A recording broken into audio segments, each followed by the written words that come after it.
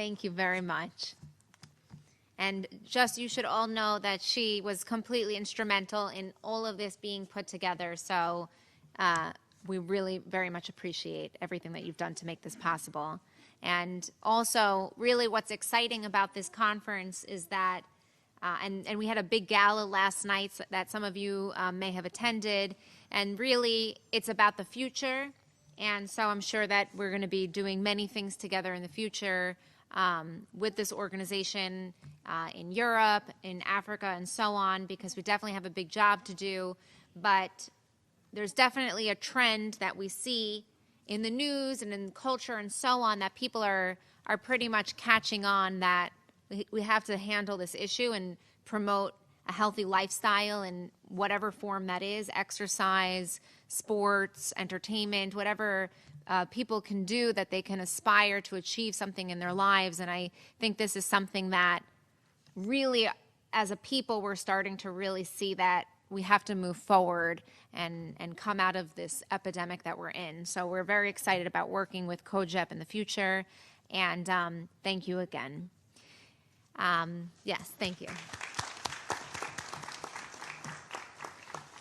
Okay, so we're going to move on to our next speaker, which is Dr. Bernard Fialkoff, who's the president and the founding sponsor for the Americas chapter of the Foundation for a Drug-Free World.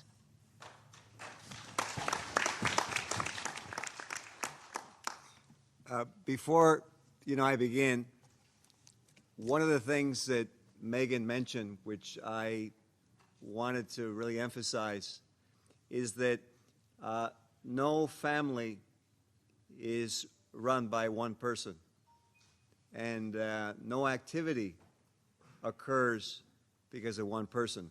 So as Megan said, the Foundation for a Drug-Free World decided, because COGEP had been so important and instrumental in making this gathering possible, and also someone who is not here today, he'll be here in a little while, which is Ambassador Hugh Sanan. And always, I always say this, and I know I share this with all of you: when something is very important, something is always going to happen.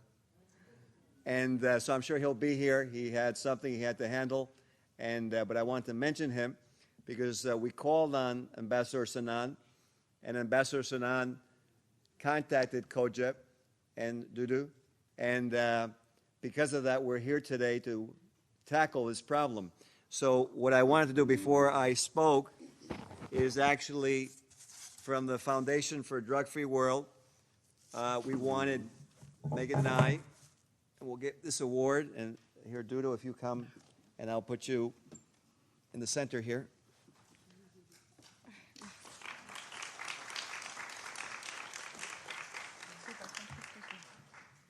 And this states, Foundation for Drug-Free World presents acknowledgement to COGEP on the occasion of the 3rd Annual Drug-Free World United Nations International Drug Prevention Conference.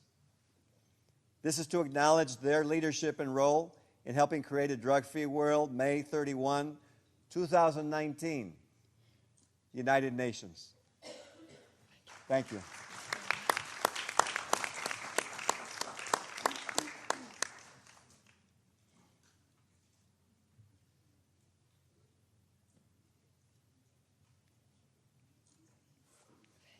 You're welcome.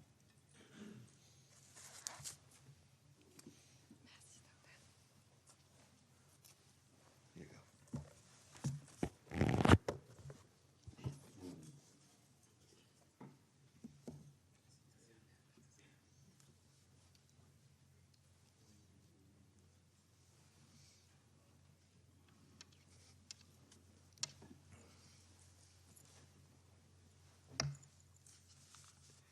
So welcome to all our friends.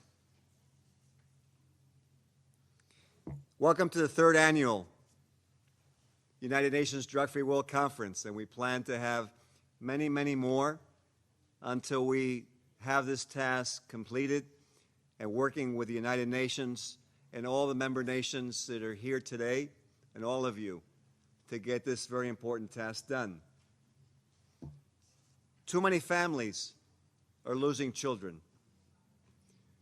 Too many countries are losing their future, because what future exists if we don't take care of our very own children?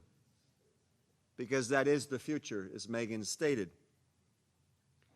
Our member nations are losing their future productive generations. So how, in God's name, are we ever going to have cultural preservation or any of the UN Sustainable Goals unless we actually do something basic like air and water, unpolluted air, clean food, so that we can survive? In the United States alone, to give you a figure, drug deaths have multiplied from 18,000 a year only a scant few years ago to 72,000 in 2017. And to give you an idea of proportion, of comparison, in the entire 10-year Vietnam War, we lost 58,000 Americans. So as someone aptly stated last night, that's in a Vietnam War every year now in America alone. And this is similar in many countries throughout the world.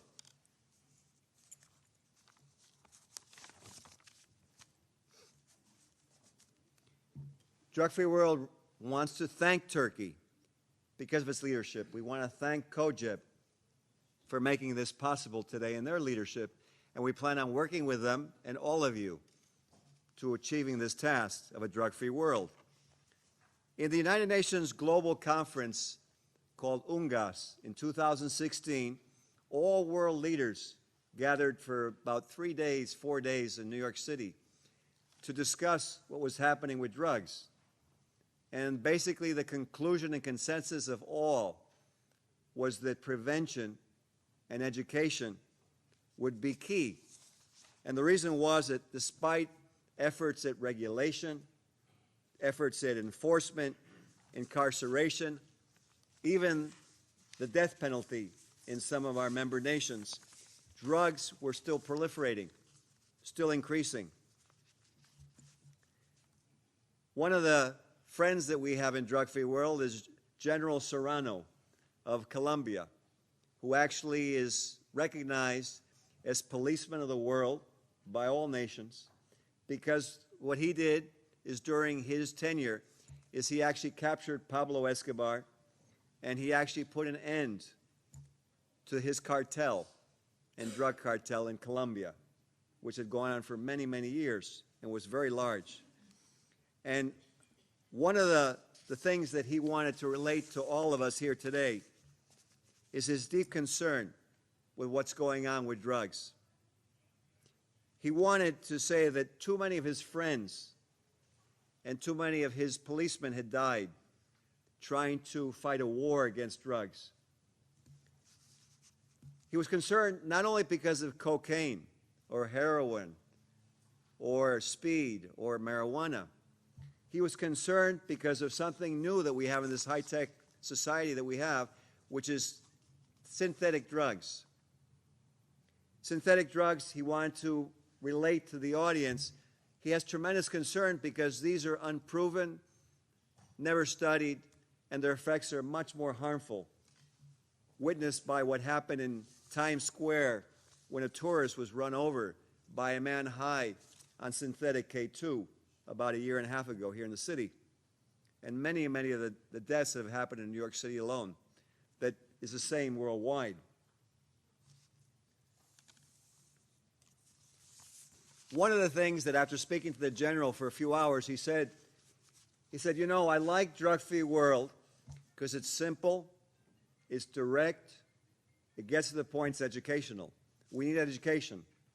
Another very important man who couldn't be here today, General Rafael Peralta, and he sent this representative out here in green, which is Carlos Perez of the Consejo Nacional de Drogas, the Drug Council of Dominican Republic, where Carlos has worked for about 25 years now.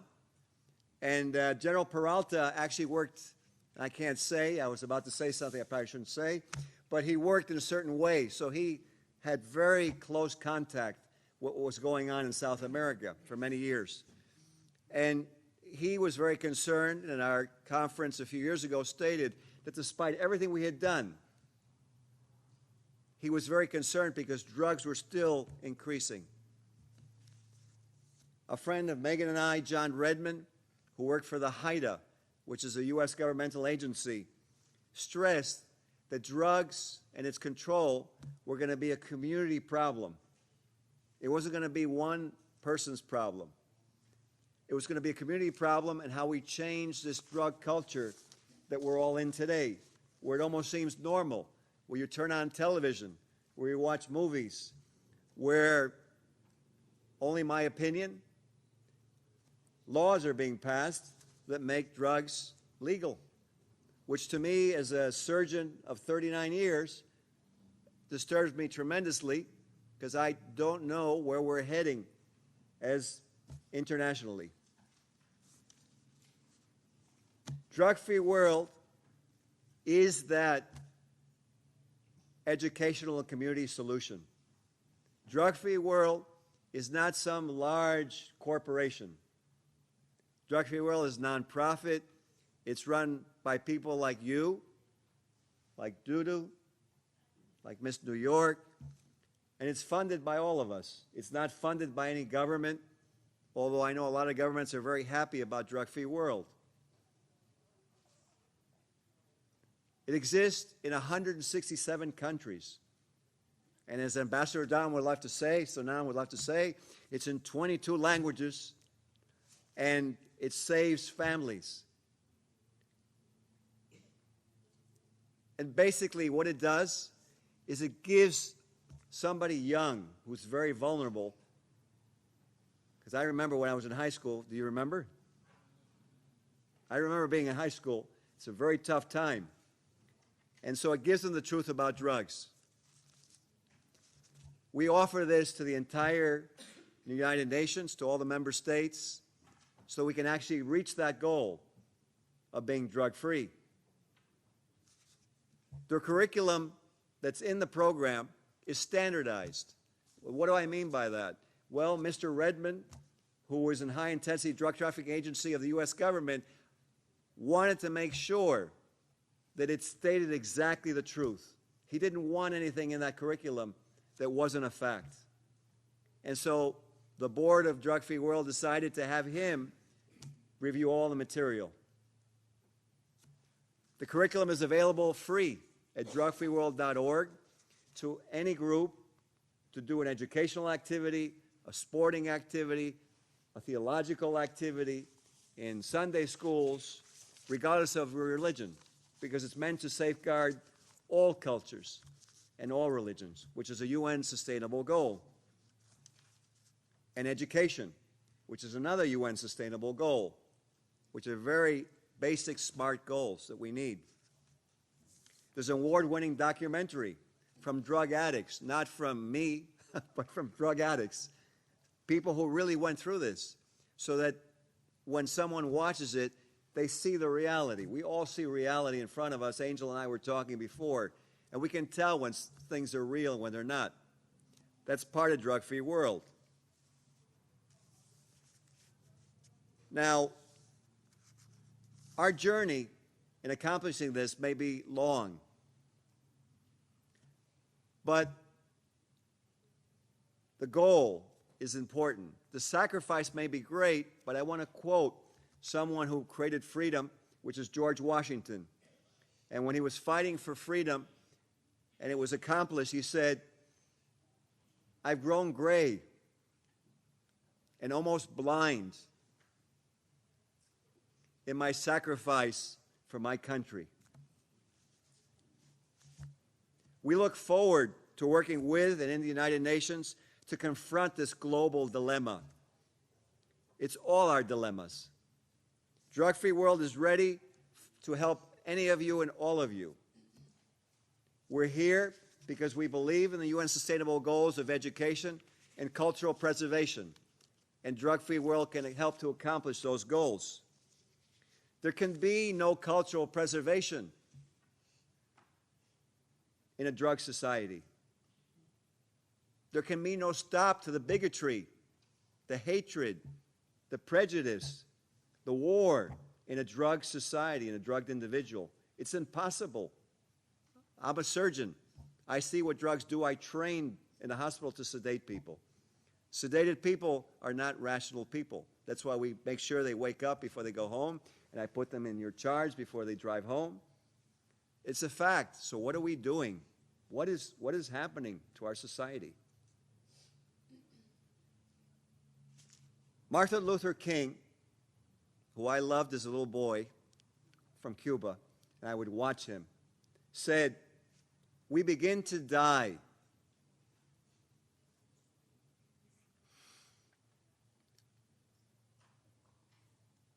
I guess he had a lot of emotion in his speeches. When we don't talk about things that matter." Gandhi said, "Be the example you hope to see in the world." We thank the United Nations and all its constituent members, and especially you who are here today. There's no coincidences. You're here for a reason. For this vital opportunity to help achieve a very important goal for all our families, communities, countries. We thank all the dignitaries present in this great hall as we confront the truth like David confronted Goliath. We will win because we must win. We must win. We cannot stop until it's done. Let May 31st, 2019 be known as a day where a drug-free world became a reality.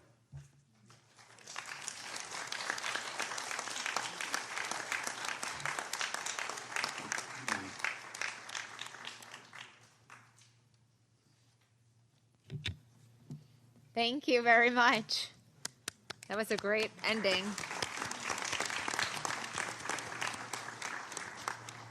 Thank you for being here.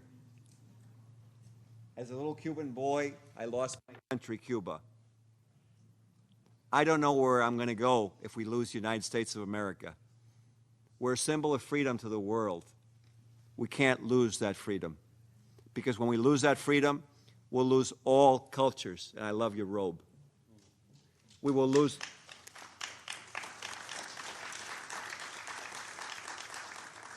We will lose all religions, all spirituality. So thank you for being here.